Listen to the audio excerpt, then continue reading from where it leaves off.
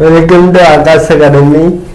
தினமணி வேலை சீரீஸ் பார்த்ததுக்கு இன்னைக்கு ஆர்டிகல் 11 பார்த்துருவோம். ஏற்கனவே ஆர்டிகல் 10 போட்டாச்சு. இன்னைக்கு ஆர்டிகல் 11 பார்த்துருவோம்.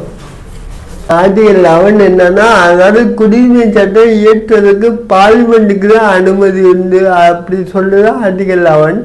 ஆக்சுவலா ஆர்டிகல் 5, 6 அதெல்லாம் நம்ம பார்த்தோம். என்னன்னா ஆர்டிகல் 5 வந்து 1950 நடைமுறைக்கு வந்தப்ப யாரெல்லாம் இருந்தாங்களோ அவங்களுக்கான குடியுரிமை பற்றி சொல்றதா.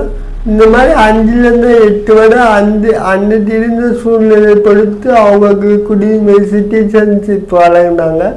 அதுக்கடுத்து பின்னாடி வரவங்களுக்கும் 1900 ஏன்னா அன்னைக்கு இருந்த சூழ்நிலை வேற, அதுக்கு பின்னாடி மாறும் இல்லை. இப்போ 1950 மாதிரி இருந்தது இருக்கு.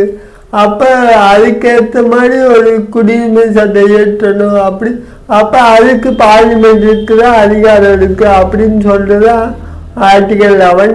குடியுரிமை சட்டம் இயற்றுவதற்கு பார்லிமெண்ட் மட்டும்தான் அதிகாரம் உண்டு ஆர்டிகல் 11. ஓகே, உங்கள்கிட்ட ஒரு கொஸ்டின், இதுவரை உங்கள் சிட்டிசன் ஆக்ட் எத்தனை முறை திருத்திக்காங்கன்னு கீழே கமெண்ட்ல சொல்லுங்க. அடுத்த வீடியோவில் இதுக்குண்டான ஆன்சர் பார்ப்போம்.